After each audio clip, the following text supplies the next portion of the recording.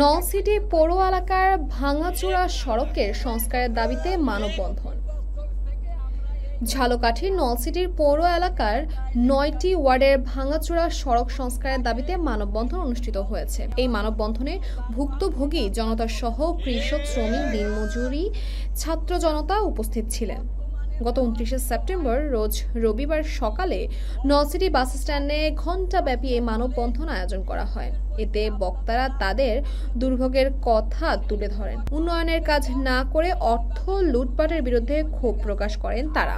এছাড়াও নলছিটির পৌরসভার গত ১০ বছরের আয় ব্যয়ের কোনো হিসাবই, কাগজপত্র, প্রাপ্ত বরাদ্দ এবং তা খরচে গৃহীত প্রকল্পের কোনো ফাইলপত্র পৌরসভায় না থাকায় ক্ষোভ এবং বিস্ময় প্রকাশ করেন তারা। আগামী ৩ দিনের মধ্যে গোপন করা ফাইল ফেরত দিতে মেয়র, কাউন্সিলর ও জড়িত কর্মচারীদের প্রতি আহ্বান জানানো হয়। কর্তৃপক্ষের নিকট ফেরত না দিলে কঠোর আইন পদক্ষেপ নেওয়ার হুঁশিয়ারি নেন বক্তারা।